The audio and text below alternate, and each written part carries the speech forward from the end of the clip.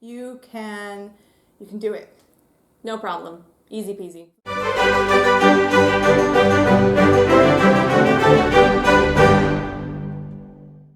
Welcome to Homeschool Hypothesis. We are starting off our series of videos talking a little bit about an intro to homeschool, what got us into homeschool. With the COVID pandemic starting, we're in month 2.5 of the pandemic. 2.5, 3, yeah. And with no idea what's going to happen with schools in the fall, I've gotten a lot more questions than usual about homeschool. Why do you homeschool? What is it like? Yeah. And I think a lot of people are finding out that, it's not so scary to have your kids at home all day. And I'll be honest, if you can homeschool during the pandemic, you can homeschool in real life. Yes. Because the pandemic homeschooling is way harder than regular homeschooling. I think so. Thrown together with no preparation and teachers. Hodgepodge. Yeah. It's like, here you go, boom. And parents are trying to figure out how to work at home while kids are trying to figure out how to do school, and they're trying to help each other. So if you survived that and you're considering homeschooling, you can do it. No problem. Easy peasy. So, do you want to introduce yourself? Yes. I'm Amanda. I have been homeschooling since the beginning. My oldest is 11, and I always knew I was going to homeschool him since he was a baby. So, and I have 3 boys now, and we homeschool. That's what we do. Public school never really entered into my head. I'm like, yeah. So my story is a little bit different. I'm Erica, and I have 5 girls. And my oldest, who's 13 now, she actually went to public school through 3rd grade. And my youngest are toddlers, so they obviously haven't started school yet. But my other 2 school-age kids, they have only done homeschool. And the oldest has done homeschool the last 5 years, I think. So kind of a different start to ours. It actually was a 4-year journey for me to decide whether or not to homeschool. So lots of going back and forth with that. And I was scared. I'll be straight. I was a little afraid of the idea of homeschooling. Totally afraid. Yes. Some days I'm still a little afraid.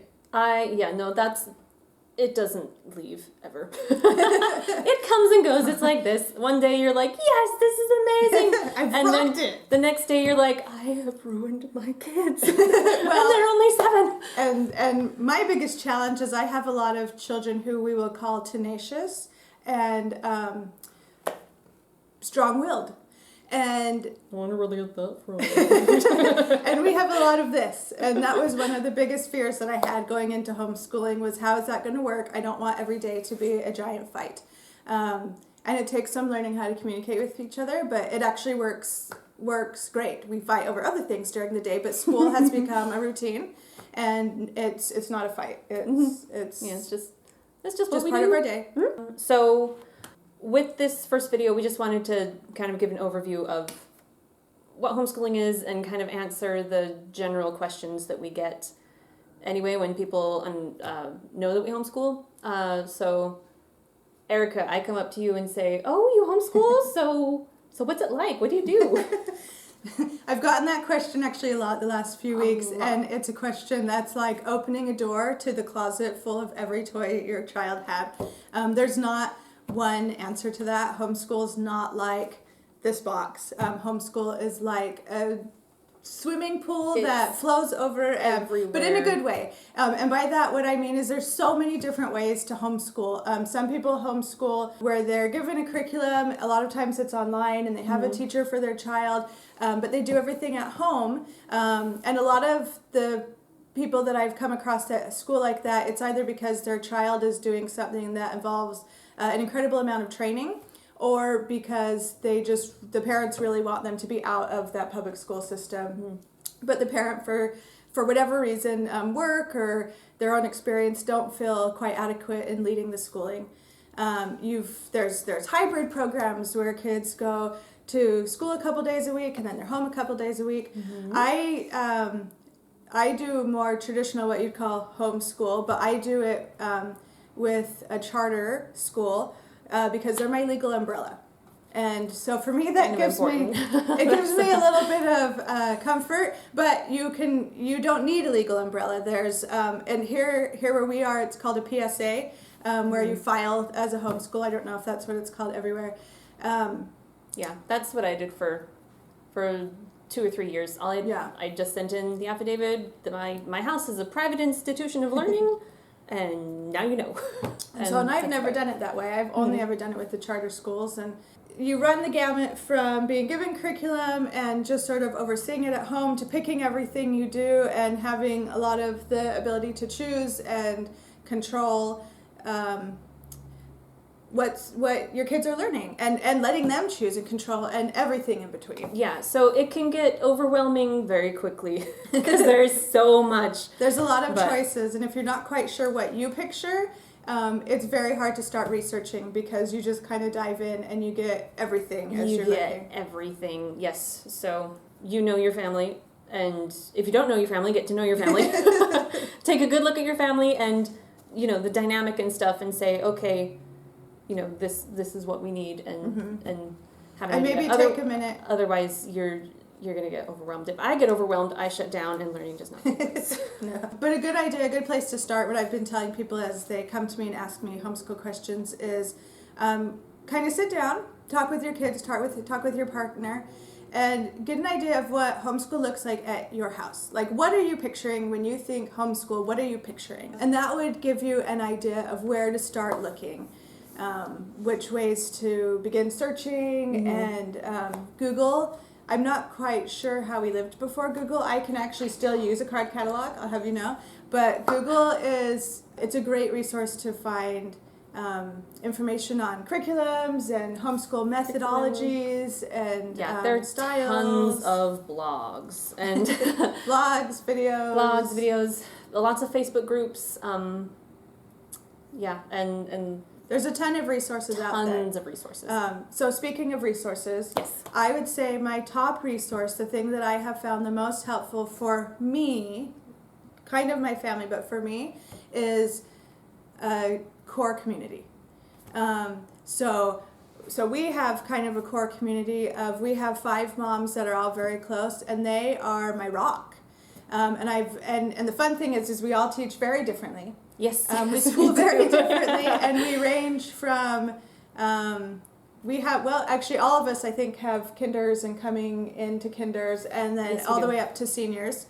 So we hit all the grade levels in there, but find a community. There's great online communities. On Facebook, I'm part of some communities, through your church, through your physical geographic community, through wherever it is that you can come find community co-ops.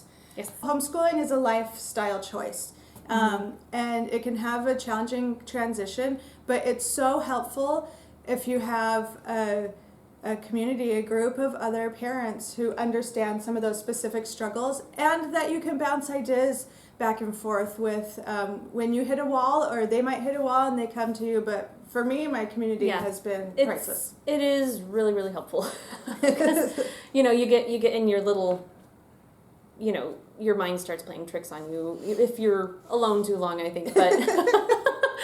But so to have that, friend or community say, it's not that big of a deal. You just can do this, or this, and you're like, oh, I didn't think of that. Yeah. So why do you choose to homeschool? Why do I choose to homeschool? I mean, you've homeschooled from the beginning, so it wasn't like a bad experience with your kids at school. Not with my kids at school. I didn't particularly enjoy public school. And honestly, a bosom friend of mine came to me and she's like, Amanda, you have to read this book. And I'm like, all right. How hard can it be? Never turn down a book, right? Exactly. Don't turn down a book. And she's like, you have to homeschool my kids, or not her kids. You have to homeschool your kids with me because I'm going to do it. And I'm like, okay, my friend wants to do it. And so that was the initial reason, but I actually read the book. It was a Thomas Jefferson education, or leadership education, and it did really resonate with me. I didn't know people could learn like that and enjoy learning. And so I'm like, oh, this is amazing. And so my oldest was, 1.5 at that time. And so I was just always on that path. I was like, I love this way, so this is what I'm going to do. Yeah. And there have been times when I'm like, maybe this is not what I want to do, but it's always worked out. So. that's why I do it. It's a good reason. Mm-hmm. Good reason. Mine, like I said, my journey started a little bit differently. My oldest went to public school through 3rd grade. And we actually didn't ever have any bad experiences. But what I noticed during that kind of beginning that 2nd grade year and going in through her 3rd grade year is she, as a baby, as a toddler, she just had this innate love of learning, and she would just soak up everything. And since she was tiny, she's been so funny. If she sits down to learn something and can't learn it just right out of the box, she's just like, well, I'm too good for this. I'm not going to do it. She still does it at 13. But she was losing this innate love of learning, I noticed, from hearing things from her peers like school is lame, homework is lame, and granted, all the things she was learning she maybe didn't care about very much, but she was just taking on this attitude of negativity and disinterest about school and about learning. And that was kind of the biggest catalyst for me of deciding to do it. I had been, like I said, going back and forth for about 4 years and not wanting to.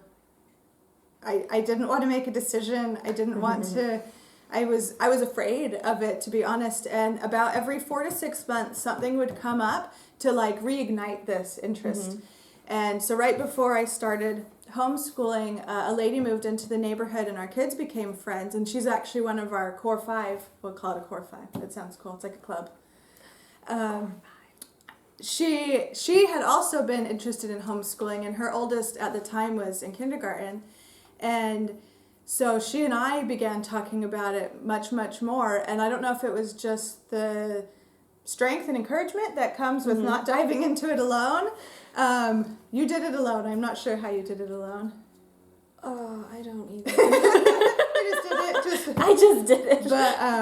But anyways, that through the conversations with her, I ended up deciding, okay, we'll give it a try. And one thing I've kind of come out, and I don't know if you do the same thing, I give myself the freedom, we'll say. I reassess every year because I recognize that homeschooling is not going to work for every family. And it's not going to work for every situation. It's not even going to work for every child. I know families who have some at public school and some at home.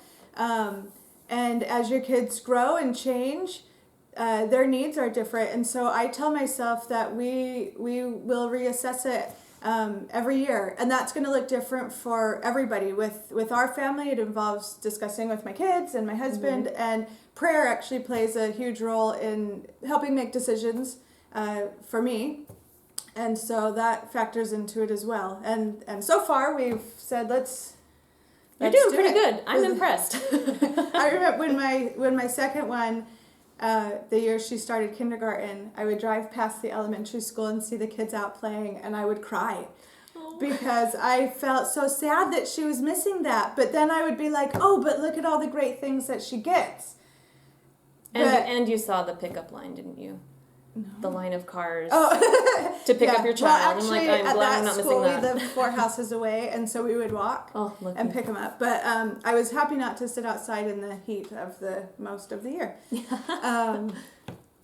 But so that's kind of my journey into deciding to homeschool. Okay, so what does homeschooling look like in your house? On a normal day, my kids wake up, they have breakfast, we kind of lazy about until about 9 in the morning. And then we do all of our what we call individual things.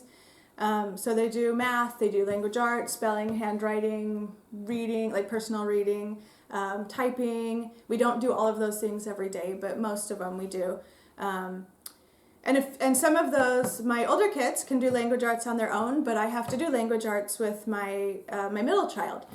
Like math, sometimes, they'll come to me and ask questions, but generally speaking, it's done on their own. And then we usually have lunch, and throughout that, I have my second child, we'll call her number 2. Number 2 has an exorbitant amount of energy, and so she's getting a little bit better now, but for a long time, we would do where she would work for 10 or 15 minutes, and then she would go and run around the yard 3 times and come back and work for 10 or 15 minutes and then go jump on the trampoline and do flips and then come back. So it's okay. Like, homeschool doesn't have to look like sitting at your desk for 8 hours, and that's one of the greatest things that I love about it. But anyway, so we'll break for lunch, and we'll usually play for a little bit, and then around 1 we come back and we do science or history. So we alternate days on those, and do each 2 days a week, and then Friday is our fun day or our field trip day. But we do, so science and history, we do what's called family style, where we all learn the same lesson, the same concept. We learn it together, and then we have our activities or our assignments are more age-based. So my younger elementary kids are going to have something much easier than my middle schooler. And then usually if we get on it, pandemic's kind of thrown things all in a whirlwind, but on a normal day, we're usually done by like 2 or 3, and then we have the rest of the day to play. And for us, actually, we have a lot of extracurriculars that we do. You do a lot of stuff. We do a lot of stuff. Sometimes I'm exhausted. Yeah, most. Yeah. You are always running around. Awesome. All right, what about you? What does homeschool, what does day look like? So actually this pandemic whole thing has actually kind of stabilized things for us, because I don't have the temptation of going other places to have fun.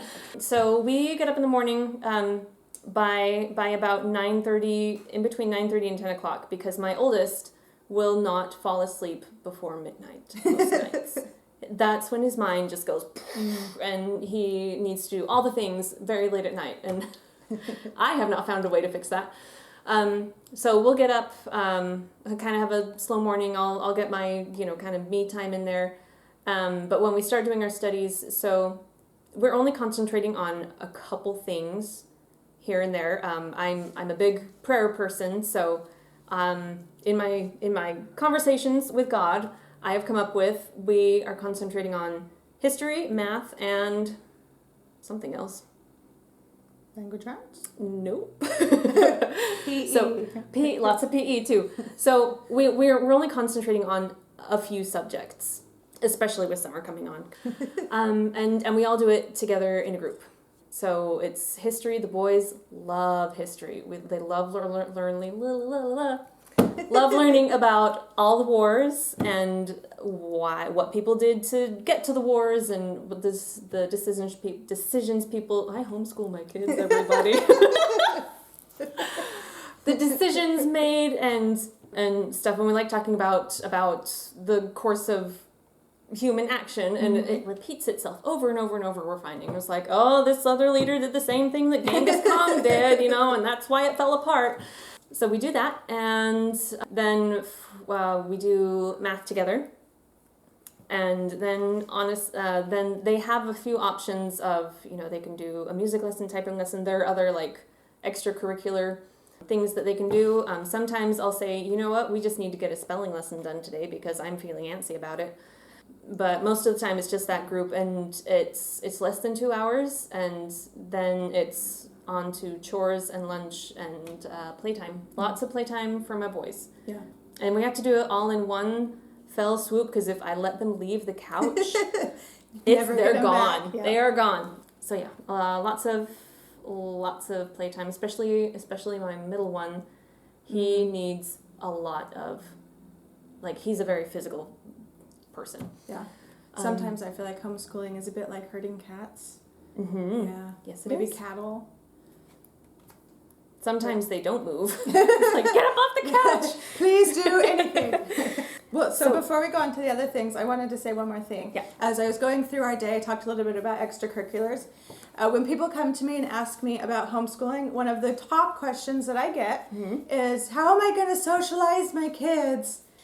We do orchestra and choir and theater, and we have a co-op type group where we have I just taught a Lego engineering class, and in the fall I'm going to be teaching a class where we're going to dissect small animals and organs. And one of my kids took a writing class, not writing. We have to be really careful with that distinction of that word here, because I have a child who's a horse lover. A writing class, and they have a cooking class, and they've done a cake decorating class and sewing class and all these fun opportunities. But as we go to those, my kids and your kids as well, because they go there, also, they're around other kids. And one of the neatest phenomenons that I have seen with watching my kids, my one child transition to homeschool and my other one's growing up through it, is when we're in those settings, those group settings with other kids, primarily who are homeschoolers, age is like irrelevant to them. Yeah, it's quite fluid. They play with kids that are interesting to them and that have similar interests, that want to do the same things. And so, but not in a weird way. Like, you could see a group of middle schoolers and a couple elementary schoolers and a high schooler all on the grass playing football together. And they don't think anything of it. They don't try to get rid of the younger ones. There's... Yeah, the hierarchy isn't quite there. Yeah, maybe that's a good word for it. All this to say, our kids don't just sit around at home. They are socialized. We do stuff. And you have because we're done with school in the early afternoon usually, you have a lot more time, one, to spend with your kids if you want to, and to be able to let them do things that they enjoy, whether that's creating at home or playing outside. If you live somewhere with animals, being with the animals, or doing other things in your community with groups, or individually, ice skating or horseback riding or playing soccer or being in dance. You have so much more time to be able to do that, where you're not coming home afterwards, rushing to get homework done and get in bed so you can get a good night's sleep and get up for school the next day. So that is actually one thing I've come to love about homeschooling. So socialization, not an issue, at least for me. Nope. So, okay, so what is there to be expected? What are we going to do now? What can you expect over the next couple of episodes in this Intro to Homeschool series? Well, Jane. Does that make you Walter? You can, what we're going to do is we're just going to go by subject: math, language arts, social studies, and science. Yes. And we're just going to say what options are out there, what options we use, just kind of give an overview. We'll put some links, in the notes, and just kind of a little bit of brainstorming to give you a place to brainstorming, start. Because there are tons of things. There's so many. So that's kind of our introduction series. And then after we get through with our introduction series, some of the things that you can look forward to are Q&A sessions. Yes, we're very excited. If you want to ask us a question, we will answer it.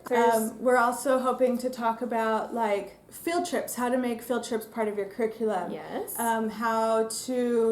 Books books that either books that would be like classics that your child would read in school, or just books that are school child age that we've read with our own kids and that we've really liked for some reason, or as parents, books that we might read for ourselves and really enjoy. Yes, I do want to say the one thing that can make homeschooling easier for me is like I have my education that I'm working on. You're not just focusing on the children, because that can burn you out very quickly. You need to have your own thing, your own avenues. So you're not just a teacher and a parent all the time. I mean, you're a parent all the time, but not after kids are there in needs bed. to be a balance.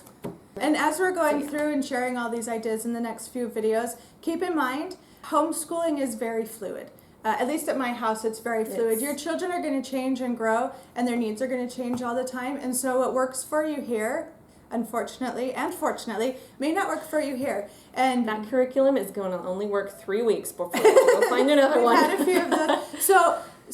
And I'm one where I will research, and once I get to a decision, I want to be set for life. Like, I never want to dive out of that again. I don't research very much, and I make the same decision, and I say, this is what we're doing. And so once I make that decision, I want to stick to it for forever. And it was very hard for me in the beginning of homeschooling to recognize and say, and have the freedom, give myself the freedom to say, this isn't working, let's try something different. Yeah. So I am giving you the freedom right now. If you decide to jump into homeschooling, first of all, jump in with both feet. You are going into the cold swimming pool. Just dive right on in. Preferably take your partner with you, because support system is incredibly helpful. But give yourself the freedom to, make wise decisions and try to choose things that will work. But give yourself the freedom to say, this isn't working. and this math isn't working, and sometimes it's this math isn't working with this child. Give yourself the freedom to explore different options and to try different things. It's okay to change it up if it's not working. Also, give your time to detox. Yeah. If you are continuing on the homeschooling route, like if you're homeschooling just until the schools can get back up and running in a more functional way, you'll probably need to stick with the public school, path, Right. kind of thing. Schedule and kind of. But the flow if you are going to transition into homeschooling, don't feel bad if it takes a year to get something flowing, because Yeah. it's a whole nother animal over here in homeschooling, and that's fine. And just be gracious with yourself for at least a year. Yeah. Hopefully you're also building relationships, so there's just really not any loss in there. And I will say the relationship is important because they never leave. You are always their parents. The teachers go away at the end of the day, at the end of the school year. Like it's a cycling through stuff, but you are always the parent and they are always your child. Yeah. So if the relationship isn't there, and it's one more thing to worry about, but if the relationship isn't there, then the learning is going to be a lot harder. Okay, well, we look forward to seeing you next time when we talk about math. Okay, and if we do have any questions, you can send it to us at admin@homeschoolhypothesis.com. That is correct. That is our email. And All right. that's it. Signing off. For Happy now. homeschooling.